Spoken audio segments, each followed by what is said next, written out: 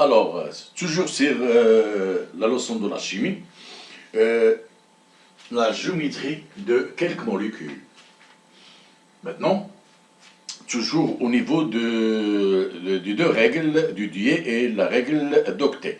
Alors, pour que les atomes qui ne sont pas stables, ils entrent en liaison entre deux atomes pour avoir soit une couche K saturée comportant deux électrons, c'est-à-dire il vérifie la loi du Dewey, ou bien la couche L ou bien M contient 8 électrons, c'est-à-dire il vérifie la règle d'Octet. Alors, on a vu l'application de ces deux règles au niveau des ions monoatomiques, maintenant au niveau de la molécule. Et comment peut-on représenter une molécule?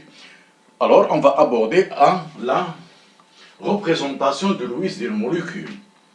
Par définition, une molécule, c'est un assemblage d'atomes attachés entre eux par des forces dites forces de liaison covalente. C'est quoi une liaison covalente?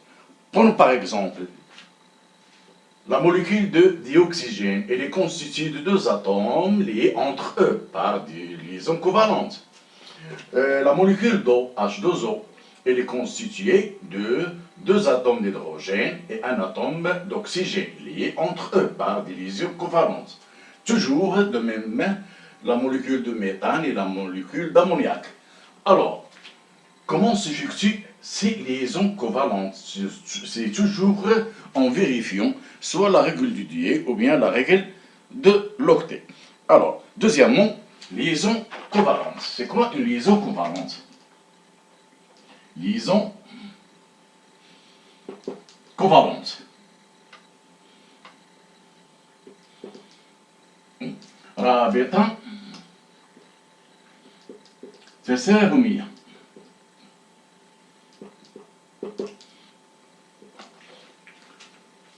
Toujours dans une molécule. Alors, dans une molécule, deux atomes sont liés entre eux par une liaison chimique covalente mettant en commun un électron de chacun. C'est-à-dire, les deux atomes construisent ce qu'on appelle un doublet électronique. Ce doublet électronique, il est mis en commun entre les deux atomes. Quels électrons? Ce sont les électrons de la couche périphérique ou bien la couche externe.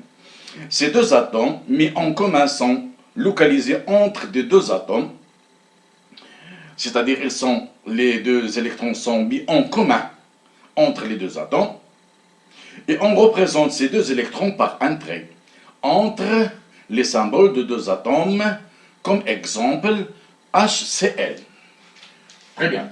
Alors, expliquons ce que ça veut dire une liaison covalente ou comment on va la représenter. Par exemple, on va en prendre comme exemple la molécule de chlorure d'hydrogène.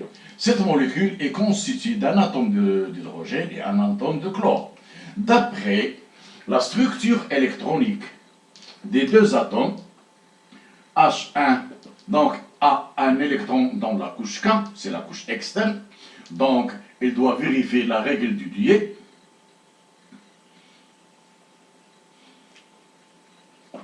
Et l'atome de chlore, c'est L17.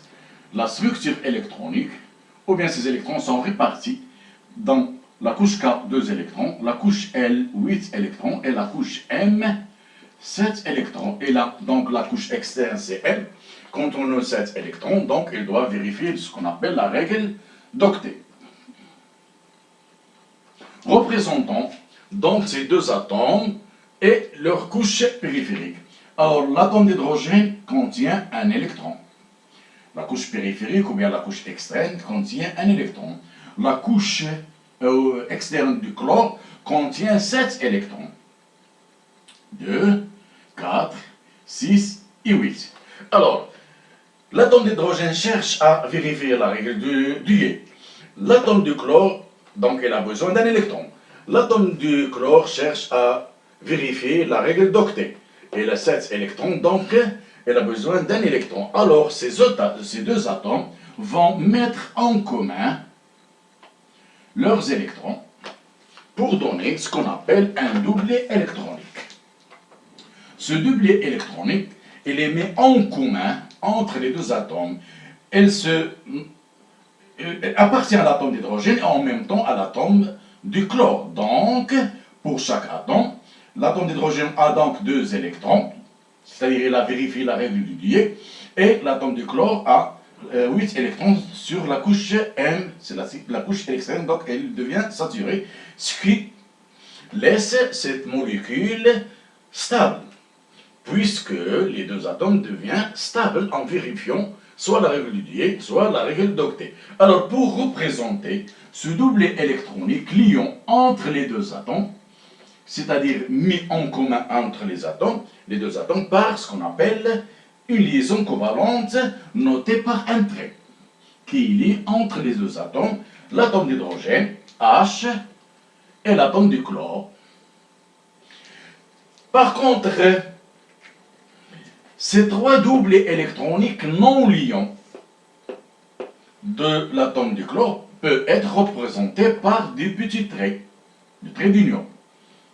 Ce qui laisse que l'atome de chlore a 3 doublets électroniques non liants et un doublet électronique liant, c'est-à-dire une liaison covalente avec l'atome d'hydrogène. Cette représentation s'appelle la représentation de Lewis d'une molécule. Alors, mais si la molécule contient plus d'atomes, plus de d'atomes, c'est-à-dire 3 atomes, 4 atomes, et la plus compliquée, c'est la molécule d'ADN qui contient des millions d'atomes. Alors, comment s'effectue les liaisons entre ces 2 atomes dans ces molécules? Alors, pour donner la représentation de Lewis de quelques molécules, n'importe quelle molécule, on doit savoir tout d'abord le nombre de liaisons nécessaires pour chaque atome afin de vérifier soit la règle du Dieu ou bien la règle d'octet, et le nombre du doublet électronique non liant, afin de bien voir, comme on a vu dans la classe, la représentation de Lewis de quelques molécules. Par exemple, si on prend la molécule d'eau, exemple.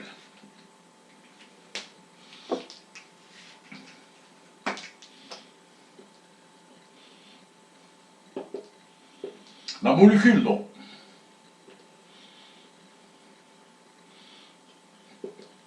Cette molécule est constituée de 2 atomes d'hydrogène et un atome d'oxygène liés entre eux par des liaisons de covalence, c'est-à-dire par des doublets électroniques mis en commun entre les atomes. Alors, pour déterminer ou bien savoir comment sera la représentation de Lewis de cette molécule, tout d'abord, on doit savoir le nombre d'atomes qui entrent dans cette formation de cette molécule, donner la structure électronique de chaque molécule, déterminer le nombre de liaisons pour chaque molécule et du doublet électronique non liant pour chaque atome. Alors, par exemple, pour l'atome d'hydrogène, H1, la représentation de Lewis de cet atome est K1. Donc, le nombre d'électrons de la couche périphérique est égal à 1. P est le nombre d'électrons de la couche externe ou bien la couche périphérique est égal à 1.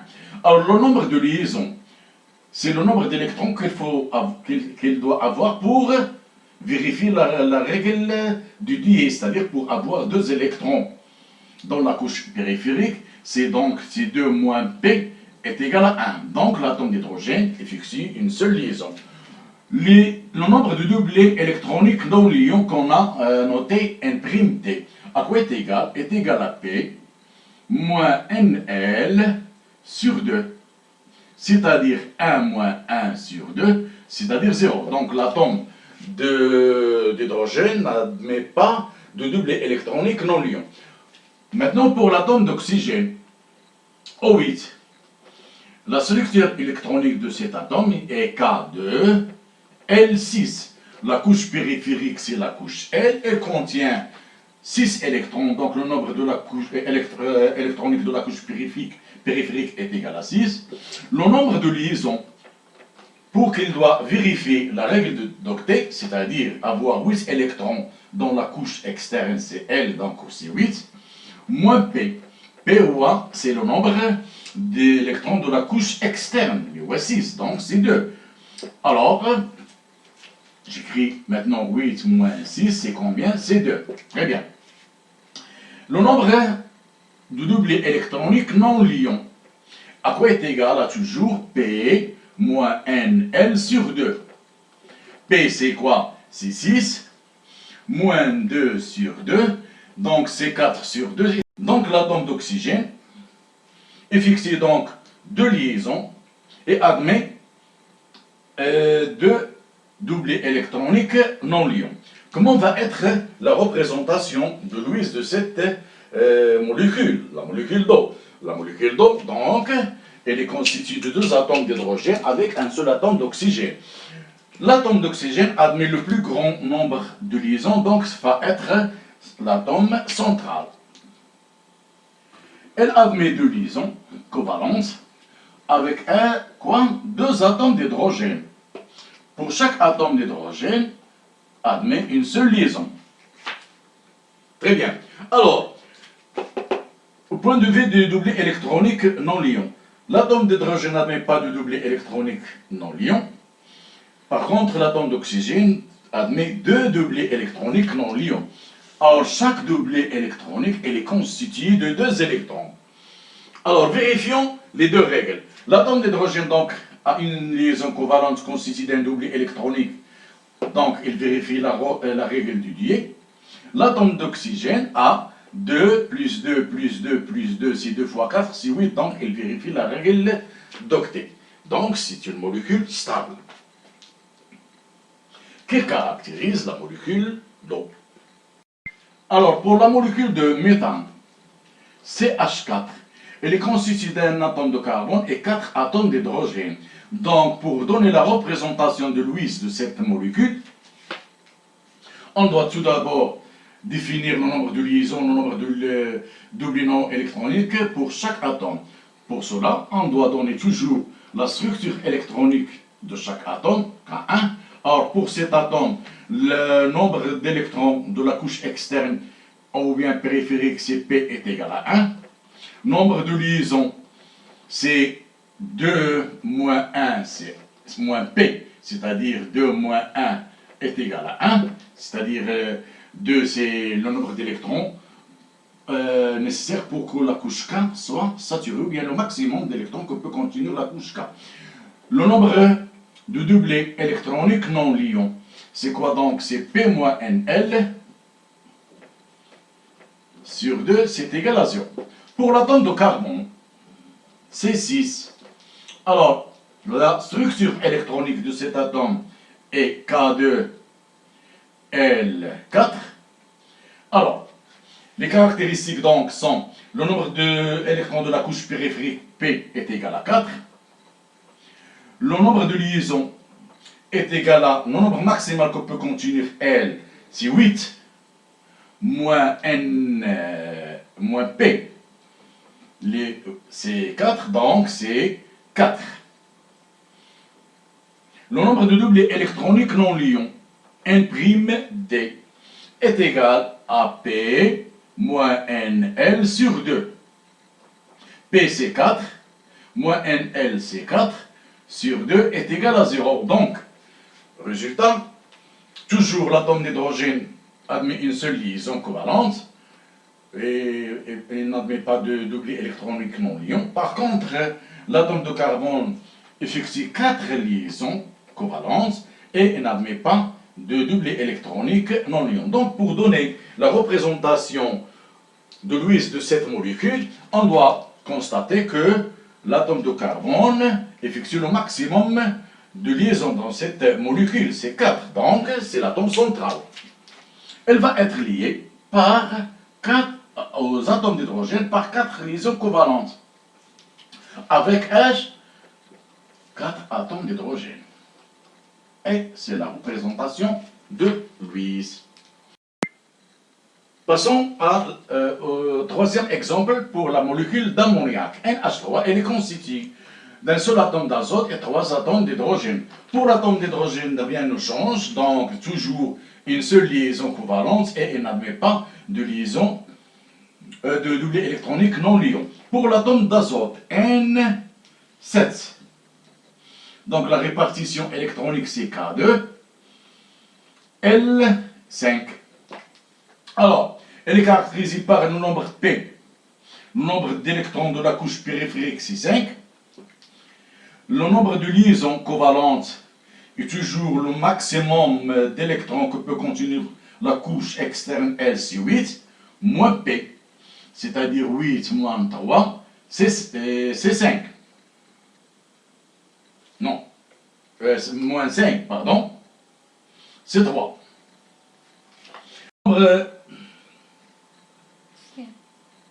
du doublet électronique non liant N'D est égal à toujours P, c'est 5, moins NL, c'est 3, sur 2 est égal à 1. Donc, l'atome d'azote admet un seul doublet électronique non liant.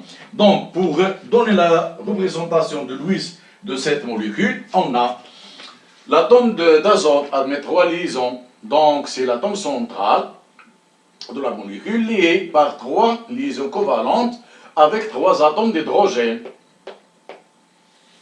Chaque atome d'hydrogène a une seule liaison covalente. Et puisque l'atome d'azote admet un doublet électronique non liant, un seul doublet constitue 2 électrons, donc on va le représenter par un trait d'union. Donc, les atomes d'hydrogène vérifient la règle du Dié et l'atome d'azote vérifie la règle d'octet. 2 plus 2 plus 2 plus 2, c'est 8. C'est bien.